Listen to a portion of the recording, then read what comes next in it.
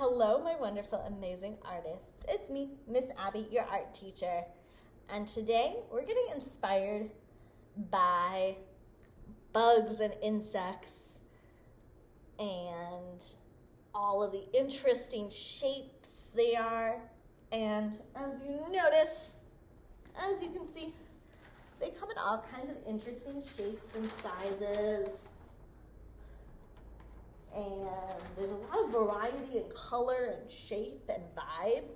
As you know, butterflies, we think of kind of like beautiful pollinators of flowers. And bumblebees, we think about they're like cute and fuzzy and buzzy. Also, Lee Academy's mascot's a bumblebee. And they also create delicious, delicious honey. And we also can think of spiders like Spider-Man. I don't think those are insects, but you get my idea. Caterpillars like the very hungry caterpillar, or ladybugs and the grouchy ladybug.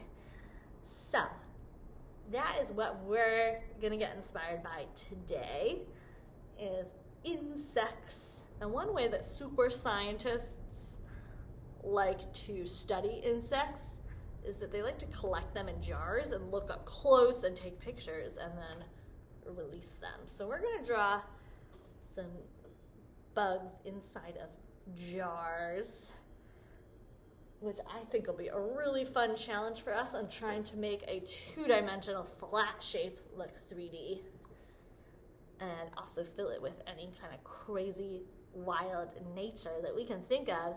Okay, so I'm gonna start with a marker. I'm gonna start drawing our jar that we're gonna hold some bugs inside of. And I recommend starting with a pencil so you can erase. But I'm gonna use a marker so it's easier to see on the camera.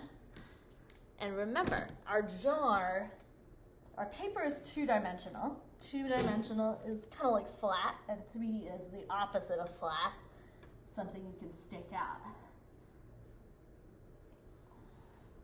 And so I'm gonna draw some ellipses, some curves, some really long, skinny ovals. And it's okay if yours looks different than mine, because if I go into my kitchen, I can see like 5 or 6 or 7 different shapes of old pasta sauce jars and peanut butter jars and all of that.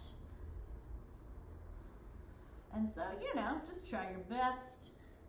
If you like looking at something from observation, go to your kitchen, see if you can borrow a jam jar or something like that, just for observation.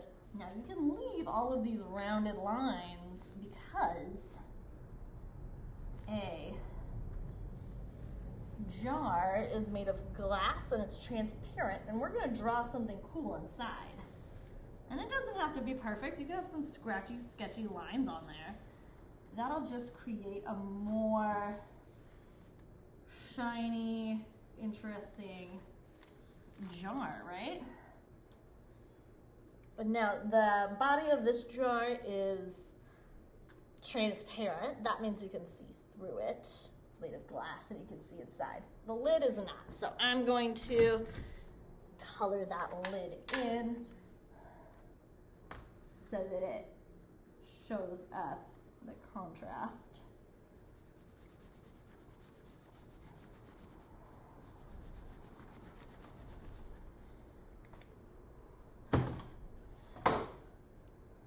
Okay, now we're gonna put some interesting insects inside of the jar. And I think I'm gonna do lightning bugs. Sometimes if you're lucky, you can see those in the summertime and they glow, and it's very interesting. And I love drawing things that glow in the dark. It's like a fun art challenge. So I'm gonna try that today. Most insects and bugs, they have 3 main parts of like their torso or the middle of their body. They have a head, a thorax, and an abdomen. And they're usually different shapes and sizes. And they also, bugs are of course symmetrical. So if I do a little antenna on one side, I've got to put another antenna on the other. wings.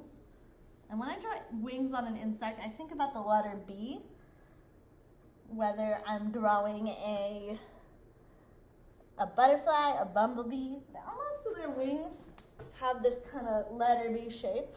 The beetle's a little different because his wings have this hard shell that's closed over them. But most bugs have a letter B shape.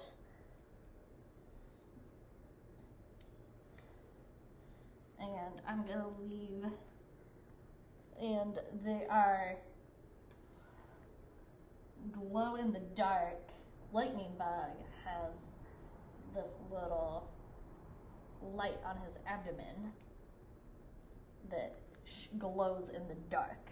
And remember, friends, you can draw anything you want inspired by insects. This is just my interpretation of the idea. You can draw caterpillars, butterflies, bumblebees, up to you. Pick your favorite creature. The reason bumblebees are the Lee Academy School mascot is because they're so important to the environment. And they do things like make honey, which is very healthy for people because they make honey. They help the environment by pollinating flowers and making a more diverse ecosystem and a healthier ecosystem. And they help plants grow. So that's all pretty amazing stuff, and we gotta love our bees. So we got our lightning bug shapes all sketched in. Now I'm gonna use colors next to each other to create a glowing effect. Because if you put really light and bright, shiny colors next to dark colors, it does look like they are glowing.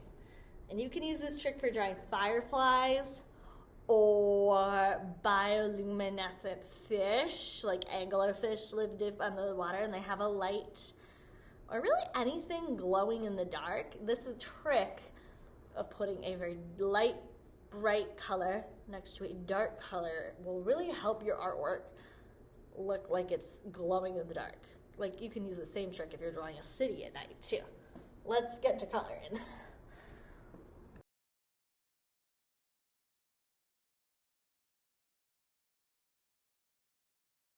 Ta-da! Here's my drawing of a lightning bug. And as you can see, when you put this green and yellow next to the dark blue, it looks like it's glowing. That's called contrast, when you put opposite colors near each other to create a really dramatic effect. I hope you give something like this a try. I would love to see how you get inspired by bugs and insects and how you give this a spin, whether you're drawing a bug in a jar, a lightning bug, a bumblebee, butterfly, whatever you get, whatever you do, give it a try, and I would love to see it. Good luck, have fun making art.